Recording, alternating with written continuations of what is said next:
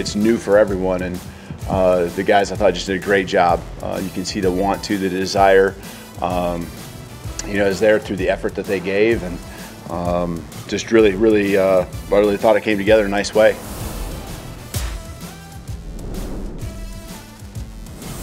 Hello and welcome in. It is a March 7th edition of Always College Football. I'm your host, Greg McElroy, alongside Mark Kubiak, Jack Foster, and Jake Garcia. We have a great show for you today. We're going to dive deep into spring football storylines, a bunch of teams that have taken the field for the first time in the last handful of days, some of which include Alabama, Notre Dame, Ohio State, Florida, Arkansas. We have a lot that we need to talk about as it relates to these teams and what they're trying to prioritize here this spring. We also would encourage all of you to like, rate, and subscribe to the show wherever you get your show, whether it's on the podcast platform, Apple, or if it's on Spotify.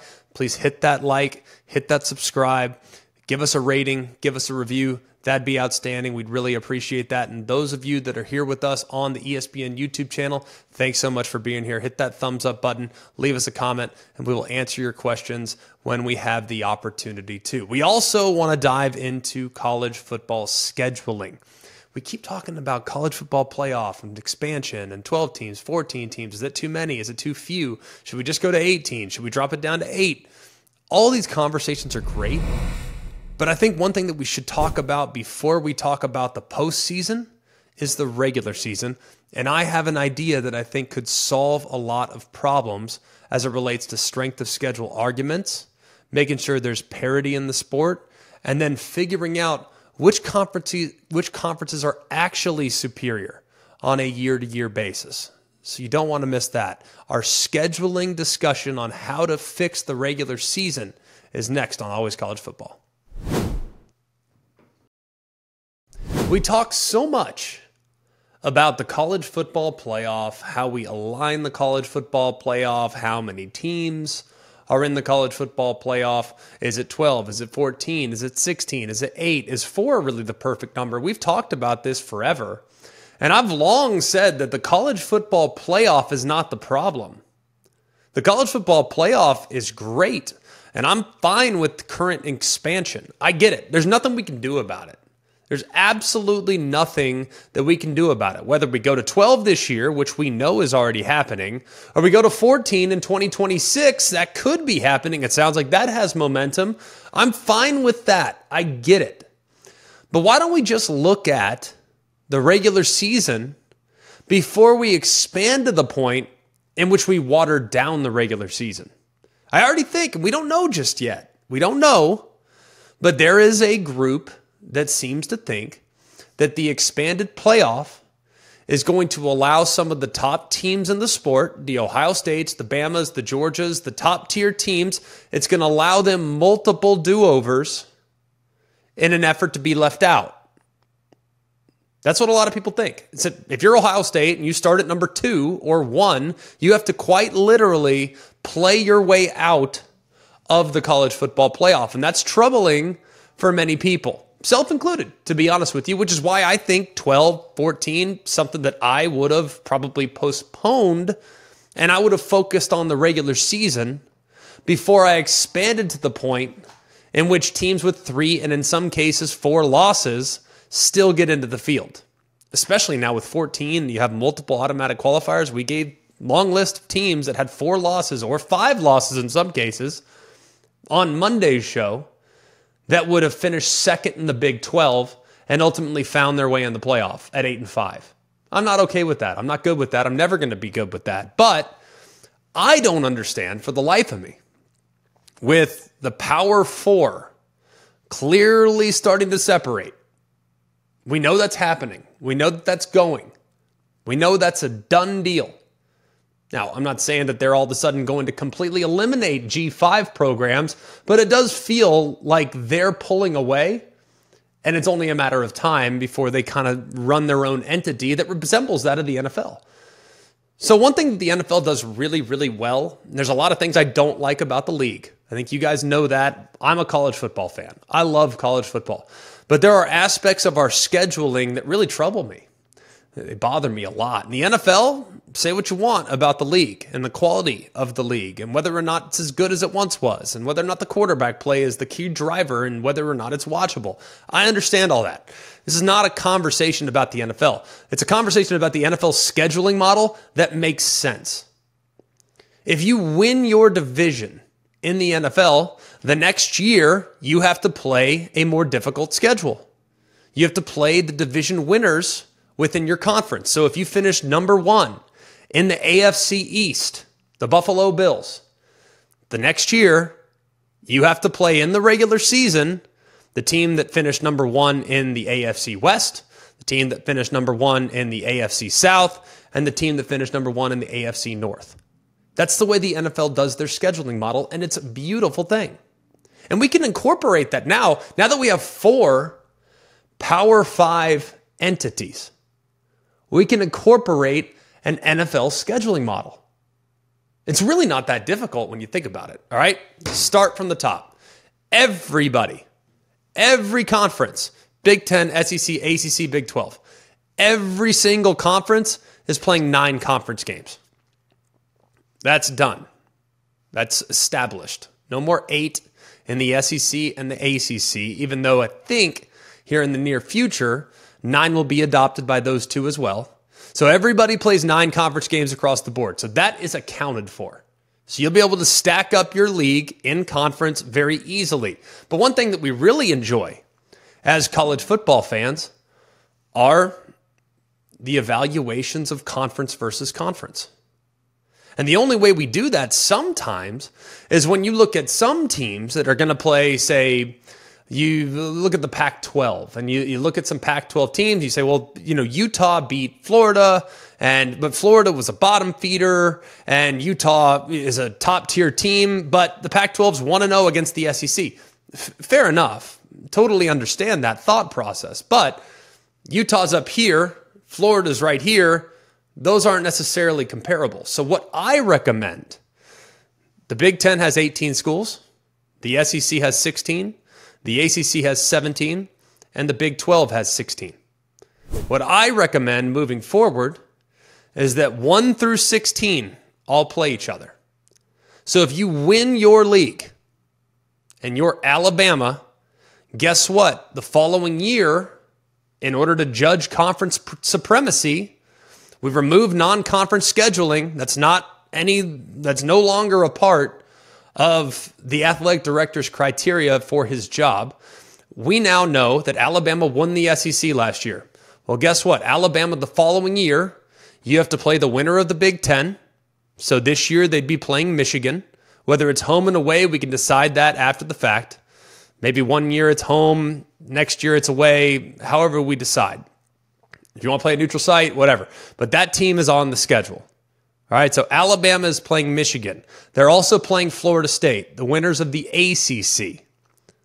And then last year, because Texas won the Big 12, but they're no longer in the Big 12, Bama would also play Oklahoma State, the team that was the highest ranked team from the Big 12 the previous year, or Arizona, or however you decide it, okay? Big Ten champ plays the same exact schedule. So you play 9 conference games, and the Big Ten champ has to play the ACC champ, the SEC champ, and the Big 12 champ. 1 versus 1 versus 1 versus 1 in a round-robin setting. Everyone plays each other. And guess what that does?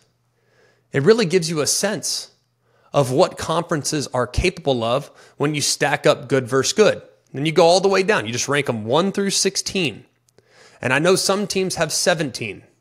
Well, guess what? The team that finishes 17th in the Big Ten and the team that finishes 17th in the ACC, they'll play each other and they'll round out their schedule with G5 teams. That way, the team that was ranked the team that was ranked 17 in the ACC, the team that was ranked 17th in the Big Ten, and then 18th in the Big Ten, they have a better chance of getting to the postseason, because they would play 3 teams from the G5 that would increase their likelihood of potentially getting a win getting to 6 wins, and then finding their way into the postseason, which could benefit them the following year. Now, not all conferences are the same. I understand that. But this would at least give us some clarity with how these teams might really be able to stack up, and an expanded college football playoff where champions absolutely matter. But 1 through 4 might matter in the Big Ten. 1 through 4 might matter in the SEC. 1 through 3 might matter in the Big 12 and the ACC. This would give us a better understanding of who is really deserving of those non-conference spots. Now, the one pushback that everybody seems to have with this, there's really 2 pushbacks. 1, Notre Dame. Well, under these circumstances, they would be carved out.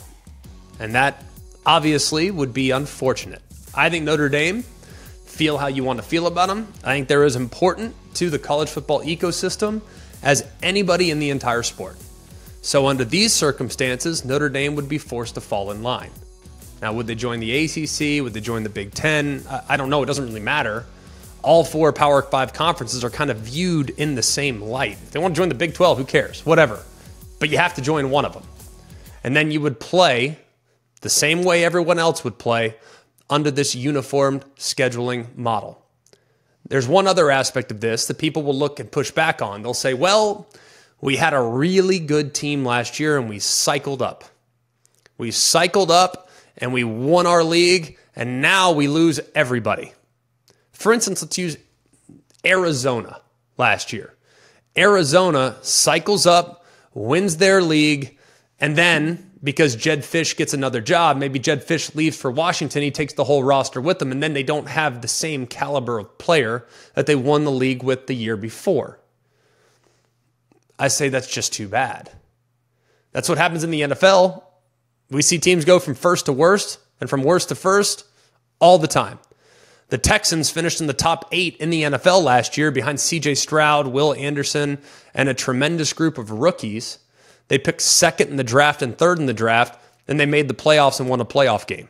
So it happens. But I do think it can give you a little bit of an understanding of just what the scheduling should look like, because this would create comparable matchups across all leagues, and it would give you a great understanding of what league is best when comparing comparable teams that would finish from the year before. I love this idea. I do have a question. Who makes the schedule? Is it like, if you're the SEC, are you picking the teams? Like, or is there a third party that's saying, okay, Michigan, Alabama, you're playing, and who gets the home game? Like, because that would be, I think, a big point of contention. Like, because Michigan won the national championship, would they be would they get the tilt to be the home team on this? Well, you would play 6 home games, 6 away games. So I think it'd be fair enough if you're playing 9 conference games, that means 5 are at home and 4 are away, or vice versa. So in the event in which you get 4 away, then 2 of your 3 non-conference games would be at home, 1 would be on the road. And it would just kind of, look, this is one part of the plan that we would have to figure out. So let's say, for instance, Alabama last year against Michigan, they had to go to Michigan in 2024. Well, in 2025, Alabama would get the Big Ten team at home.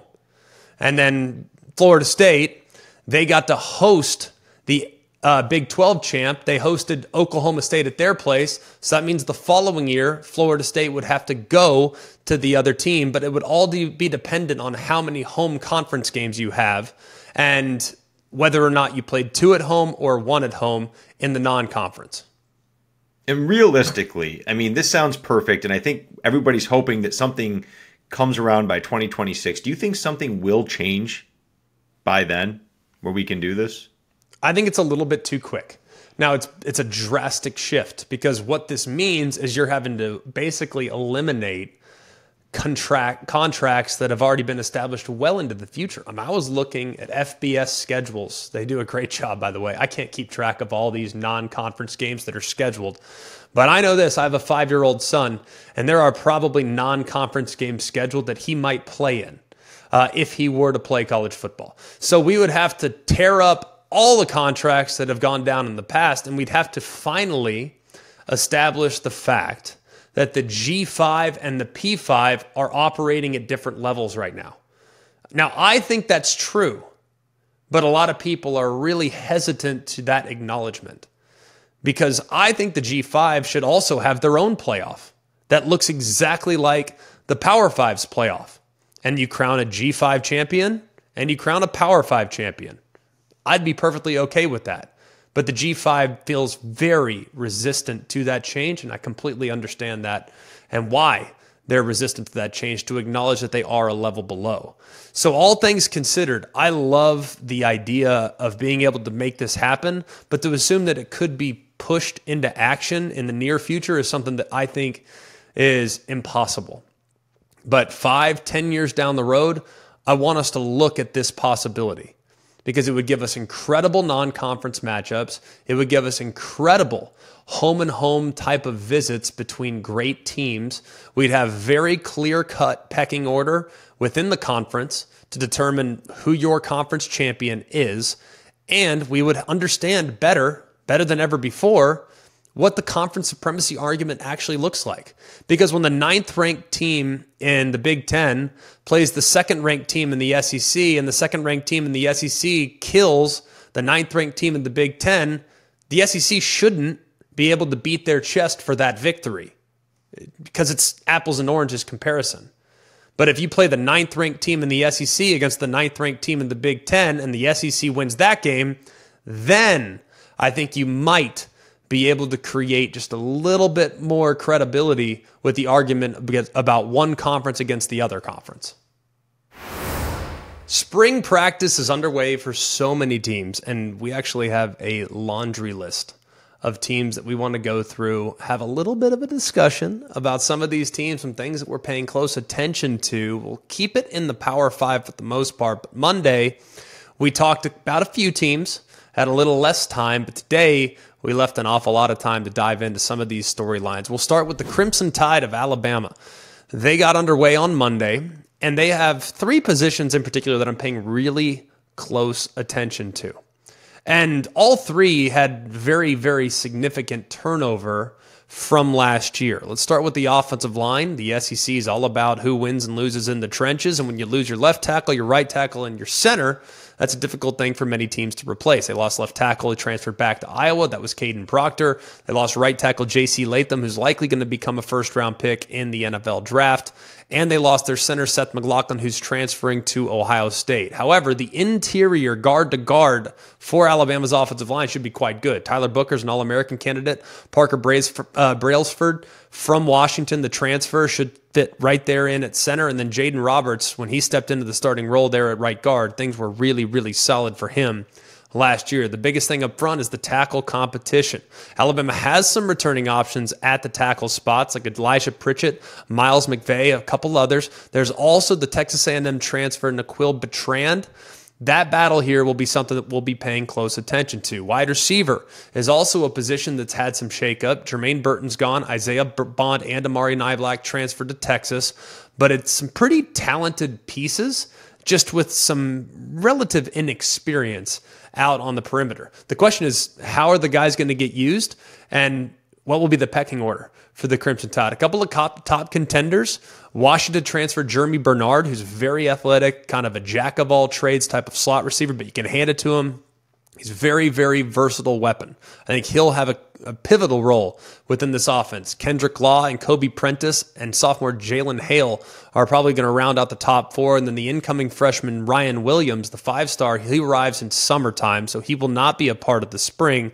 But either way, it's going to be really interesting, I think, to see how the wide receiver core and what the pecking order looks like. And then finally in the back end, Alabama lost 4 starters in the secondary and Trey Amos, their top backup at corner. So the top 5 secondary defenders are all gone for the Crimson Tide. Where does Malachi Moore go? Does he go from nickel to safety? Does he come back to nickel? As for corner, Damani Jackson, the transfer from SC, is likely going to lock down one spot, but who gets the other? Several talented youngsters, but many are true freshmen. So after the spring, maybe the coaching staff sees what they have, and maybe they go and decide to go to the portal and maybe get a guy that's a little bit more physically mature. But they have a lot of pieces. The back end, though, is one of the biggest question marks for the Tide. coming out of spring football. We'll move next to Pitt, who's trying to rebound from a very disappointing 3-9 season, and things now are officially starting to move forward for Nate Yarnell and the starting quarterback job. Now, he walked into spring practice as the guy that was highly likely to become the starter. Doesn't mean he'll start the season opener. Nothing's done. They play Kent State in the opener, I might add. But he does have the inside track. And barring something completely unforeseen or a massive drop-off in the quality of his play, he's likely going to be the guy. So it's been a long time coming for Yarnell, who's been buried on the depth chart up until week 11 of last season. So we'll be curious to see how he holds down that spot and whether or not Pitt can improve drastically after the disappointing season that was 2023. March 5th, a very busy day in spring football world. Boise State got going. Navy got going. USF got going. Alex Golish and company. I think USF has a chance to be a dangerous team this year after some of the progress they made in year number one. But I think the best team in college football took to the field in spring on March 5th, and that is the Ohio State Buckeyes. A lot of questions about the Buckeyes, but not the questions that you might have for the Buckeyes. My questions are, what are the pecking order going to be with some of these positions? What does the new offense look like? What does the offensive tackle spot look like? Can they solidify those things? And what does the quarterback look like as well? Either way, Ohio State is loaded. And after a month of drama about the offensive coordinator when it was Bill O'Brien, who went take the Boston College head job, and they quickly shifted to replace O'Brien with Chip Kelly, who was the OC for Ryan Day when he was playing college football. So we know Chip Kelly's an offensive mastermind, and I don't think Chip Kelly, even dating back to his times in the NFL, his times at Oregon, I don't think he's ever had a roster that's this stacked. I really don't. Especially when you take into account two elite running backs in Travion Henderson and Quinshon Judkins, a really talented, rather young, but very talented wide receiver core, and a veteran quarterback in Will Howard, who will likely be leading the charge. Now, we're not going to see a ton, I think, of what makes Chip Kelly really good. Chip Kelly's amazing when it comes to scheming up run game and creating balance and making the run game look like the passing game, where one side of the offensive line is running one play, the other side of the offensive line is running another play, and then the receivers are out on routes. Like, he's incredible. I think he's incredible. So I cannot wait to see what he does with this much talent in his arsenal. You look at the receiver core, there are some players that I'm very curious about. Now, we know about Emeka Egbuka. He's outstanding. He'll be the starting slot guy. I do think he could play outside. If asked of him, I do think he can move outside. But I will be curious to see Carnell Tate. He played well at times. Would think that he might be able to make a jump. Brandon Inniss, he had one catch, but it was an impressive catch on a 56-yard touchdown. He's got a ton of skills, but he doesn't have a ton of reps. Jeremiah Smith was the number one player in 2024 class, expected to play early, and likely might lock down a spot there as a true freshman. You also can't forget about Jaden Ballard, who has elite size and speed, but hasn't shown a whole lot as well. So I think it's going to be fascinating to see which group of those guys kind of steps up and what the returning production might look like in the event in which they start to distribute the ball around. Is anyone else concerned? I know Devin Brown is taking first-team reps and everything, but does anyone else think that Will Howard's not going to be the starter? I'm just curious. Like, if you guys tell us in the comments, tell us in their social media, @AlwaysCFB, I fully expect it to be Will Howard. Like, I think Will Howard's really good. I think he's going to have an excellent year. And when you think about that dynamic 1-2 punch at running back, they're going to be very balanced attack that will be extremely difficult to defend. So a lot to look at offensively speaking for the Buckeyes. The Houston Cougars, fresh off their first year in the Power 5, 4-8, new head coach after replacing Dana Holgerson with Willie Fritz. Their quarterback, Donovan Smith, who enters his second year as the starter, he underwent surgery in the offseason to repair a labrum tear in his right shoulder, so he will not be available at all for spring practice, but all signs point to him being totally cleared for summer, so he'll be a full participant in preseason camp, and it shouldn't be a whole lot of issues for Donovan Smith and Houston at quarterback. I do think that's one position that is in good shape. The other thing I looked at too when diving into Houston, the cupboard is not bare for Houston. Now, they do inherit some pretty talented players. They actually return 97% of their rushing yards in the backfield with Parker Jenkins, Tony Mathis, and Stacey Sneed. Their top 4 wide receivers are back as well, with Samuel Brown, Joseph Manjack, Steven Johnson. I think that's a pretty good place to start when you take into account that they're going to be making their offense look a little different than it looked in the years past. Kansas State trying to get back to championship contention here with Chris Kleiman. They're breaking in some new coordinators. And anytime you have multiple offensive coordinators, it does make you kind of wonder. Like, I had all the respect in the world for Colin Klein. He's now the offensive coordinator at Texas A&M. So I think when you get into a situation like this, you could have maybe too many cooks in the kitchen perhaps, but I don't expect that to be likely. Connor Riley is going to be the play caller, but they have a very experienced, really good recruiter at the same point. Matt Wells will be there alongside him. If you look at Wells, he's got a lot of experience. He's been the head coach at Texas Tech. He's been the head coach at Utah State, has developed a lot, I think, of really good players in his time at both destinations prior. So he'll be kind of counseling Riley, who will be the main play caller, as I think Riley's going to do a good job, by the way. I do. Look, I know he's only called plays in one game that was considered a high-level situation, but you have Matt Wells to bounce stuff off of. I'm just curious to see how that all works out. And I'm even more curious to see how they're going to use Avery Johnson while also kind of figuring out each other's tendencies to figure out what might be best for Kansas State as they try to get things going here again in 2024. I think they got a real shot to get to the college football playoff next year, especially when you take into account the depth of the Big 12 from top to bottom. LSU is also on the practice field, and there are a lot of things to clean up, but it's really only on one side of the ball. It's the defense. Can the defense improve? Because LSU's defense has to take a step forward. The good news is you can't really take a step backwards. Based on where they were last year, they were one of the worst defenses in the Power 5. They gave up 34 points per game against Power 5 opponents last year. And they were routinely gashed for big plays. They gave up over 416 yards per game. Per game! LSU! We're not talking about Texas Tech or other places in the past that had a high-level offense and the defense dropped off. We're talking about LSU. And a guy named Harold Perkins, who is at the second level of their defense. More on him in just a minute. But if you look at where LSU ranked last year, 105th in yards per game, that's not going to be up to the status quo for Brian Kelly and Blake Baker, the new defensive coordinator. They're going to be much better on that side of the ball. They have to be. There's no reason why they can't be. And Blake Baker's going to be very aggressive, but he's got great athleticism on his defense that suits what he does really well on that side of the ball. I also think a lot of people are wondering what's going to happen with Harold Perkins. A lot of people are saying, well, why don't you just line him up at defensive end, let him rush the passer? Y'all, in obvious passing situations account for like 25% of the snaps. Obvious passing situations. So do you really want Harold Perkins to be only a factor on 25% of the snaps, or do you want him to be a factor on 85% of the snaps? Because if you move him off the ball and inside, he's going to be a factor on almost every single defensive snap. You have to move him in there.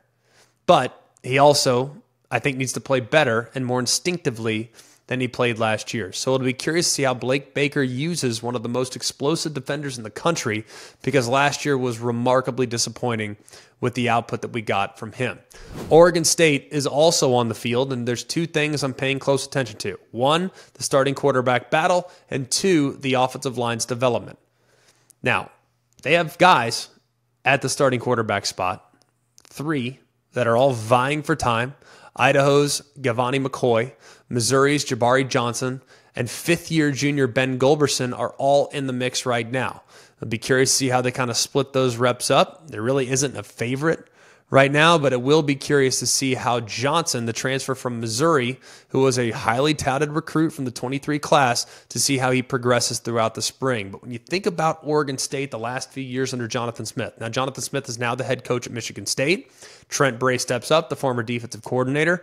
The one thing that has been kind of the calling card of Oregon State the last few years has been their offensive line. That's a group that could completely dominate. And they have a new offensive line coach. Jim Michalczek was the offensive line coach. He's now the offensive line coach at Michigan State. Well, in steps Kyle DeVan, and he's a former Beaver, just like many people that were on that staff previously and that are on that staff right now, but he doesn't have the same resume as Michalczek. But it might grow if this group can look anything like they've looked the last couple of years. So I'll be paying very close attention to the offensive line this spring, throughout fall, and then, of course, into the season. Arkansas, Florida, and Notre Dame all get started today on the 7th. So that'll be very exciting. Arkansas, the biggest story with them is very obvious. Welcome back to Fayetteville, Bobby Petrino. Now, can he provide a spark to the offense that was really, really underwhelming in 23? They average just 20 points per game in SEC play. And if you look at what Bobby Petrino's done in his time, not just at Fayetteville, but at Louisville, at the FCS level, wherever he's been, Bobby Petrino scored points. He scored points. Now, he's going to have to do that this year with a new quarterback, but I think they have two very solid options at the quarterback spot. Now, they have not gone through a true quarterback competition in Fayetteville in basically a decade. Now, that's not counting the Chad Morris era, okay? So you can look at the Chad Morris era and just kind of remove those couple years from your memory. But there really hasn't been a situation for Arkansas in which there's 2 or 3 quarterback participants that have a legitimate chance of becoming the starter on August 31st when they tee things up. They bring in Talon Green, Boise State transfer. He seems like the favorite to win the job based on the fact that he transferred over and left a starting job. But I'm telling you, do not rule out the UNC transfer from 2 years ago, Jacoby Criswell. Now, part of the reason why I'm so bullish on Jacoby Criswell is because I remember when he was entrenched in the quarterback competition alongside Drake May. And if you ask Mac Brown and you ask the members of that UNC coaching staff, they could have told you, man, it was this close to being Jacoby Criswell. Now, it ultimately went to Drake May, and he took off and became an elite player. But Jacoby Criswell made it that difficult on the staff when trying to figure out who their starter was going to be. So I'll be watching that competition closely, but also don't want to forget about the young players in KJ Jackson and Malachi Singleton who have a chance, but I can't imagine at this point they would unseat the 2 veterans that are right in front of them, especially knowing this is a win or bust year for Sam Pittman. For Florida, I think it's amazing. Every single thing, like I'm researching Florida, I'm studying Florida, I'm watching tape from Florida last year. And while there were a lot of disappointing aspects of the 23 tape, it's tough. I'm not going to lie, it's a tough watch. But every single thing you read about the Florida Gators is about one of 2 things. 1, how hot is the seat for Billy Napier? And 2, how impossible their schedule is this year. If you want to dive into where they're at offensively, hey, here's some key position battles. Here's what I'm paying close attention to. Here we are defensively. Here are the guys that I think are going to need to step up. Like, it's almost hard to read those things. Everyone's basically putting Florida in the ground. They're burying them, and they're saying they have no chance here in 24. Guys, it is still the Florida Gators. I'm not picking them to go to the playoff, okay? I'm not picking them to go to the playoff. I'm not sitting here and saying, yep, hey, keep an eye on Florida. Now, this is a team that's going to be sneaky. Watch when they win 9 games. I'm going to say, I told you so. No, I'm not saying any of those things. What I think Florida is doing right now, they feel an awful lot like West Virginia last year. And you're going to say, well, that's not a good comparison. Well, everyone said West Virginia was done. They're going to finish last in the Big 12. They're going to have their coach. He's going to be out. It's done. Why are we even wasting time talking about Neil Brown in 24? Like, West Virginia is dead. Florida feels very similar. And then guess what? Florida gets going a little bit. Maybe they pull off an upset. there in the early part of the season against Miami. Maybe they beat UCF. Maybe they beat some teams in the SEC. Because I look at their schedule and there are some winnable games. I also look too, they have Graham Mertz. Graham Mertz had a rock-solid season last year. I also look at some of the pieces they brought in. Now, they might be young on defense in a few spots, but they have some possible difference makers. So, I'm just saying, I'm not picking Florida to go to the SEC title game. I'm not picking Florida to go to the college football playoff. I'm not even picking Florida to be in the top 25. All I'm saying, though, is that the roster is in much better shape when you dive into it than you might expect based on some of the outside noise. Just saying, don't sleep on the Gators. Don't sleep on the Gators. They still have talent. And we finally will move towards Notre Dame. Now, last but not least, Notre Dame is obviously highly important, but we just went down the list and I just went alphabetically. So Arkansas, Florida, Notre Dame. No offense, Irish. You're always top of mind with us here on Always College Football. But you look at the offense, and what I'm most intrigued by, look, we know Mike Denbrock's legit, okay? I think he's really good. He did an amazing job with Jaden Daniels over the last 2 years. And what he's inheriting with Riley Leonard feels so comparable to what Jaden Daniels was when he transferred from Arizona State to LSU. Great athlete, decent from an accuracy standpoint, does get a little erratic from time to time, is maybe just a touch inconsistent, but we know he's got wheels and we know he can get the job done in that regard. Now, can Mike Denbrock work his magic with Riley Leonard the way he worked his magic with Jaden Daniels? That's the biggest question mark. I also think, too, Denbrock has a philosophy that can be a bit of an adjustment. He can adjust. He can run 2 tight ends, which is something I would expect Notre Dame to live in this year. He can run 11 personnel. He can run 1 personnel with 1 tight end and 4 wide receivers. He can run 21 personnel with 2 backs, tight end, and 2 wide receivers. Like, he can do a lot of different things, and I fully expect Mike Denbrock to assess his personnel, particularly a wide receiver, and to formulate an offense that's going to make Riley Leonard feel really comfortable, but also highlight some of the positive qualities that those receivers have. Because I think this receiver room, albeit relatively underwhelming, there's talent in that room. There's talent in that room. Now, we're not comparing them to 2023 Washington or 2023 Ohio State or 2023 Notre Dame, but I'm comparing them to 2023 Texas. All right. I'm not comparing them to those 3. What I'm comparing them to is 2023 Notre Dame. So can they be significantly better at that position? And can Mike Denbrock cover up some of the inadequacies that we saw at times last year? Sometimes it felt like the offensive play calling lacked creativity. Sometimes it felt like the offensive play calling was a little predictable. It won't be. Not under Mike Denbrock.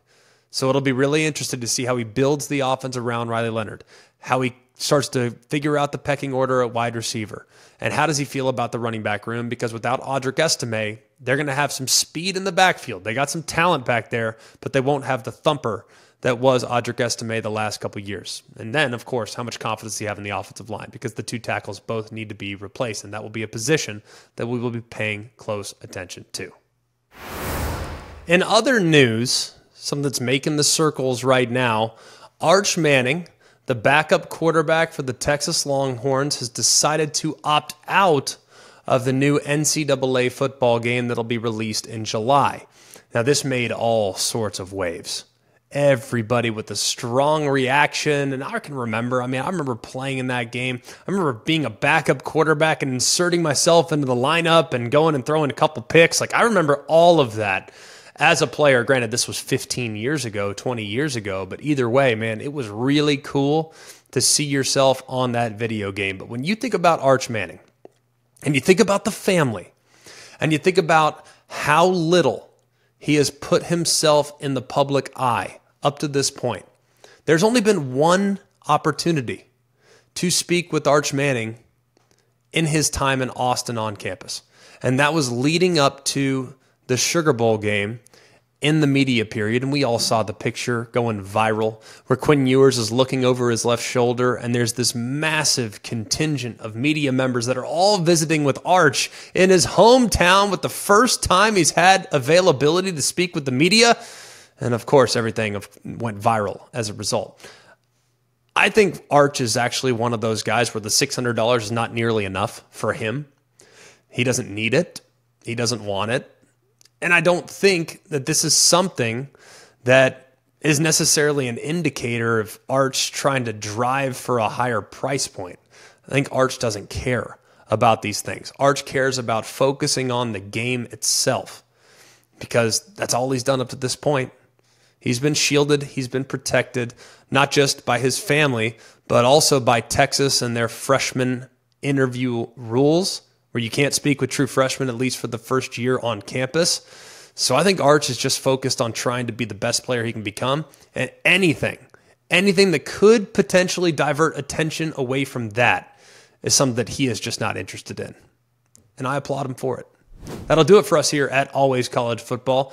Please continue to like, rate, and subscribe to the show wherever you get your show, whether that's on the podcast platform, Spotify, Apple Podcast, wherever you get your podcast. If you're here with us on the ESPN YouTube channel, please subscribe to the ESPN College Football YouTube channel. That'd be terrific as well. And remember, for all of us here at Always College Football, we so greatly appreciate all that you do for us. For Mark, Jake, Jack, I'm Greg. We hope you have a wonderful day, and remember, it's always college football.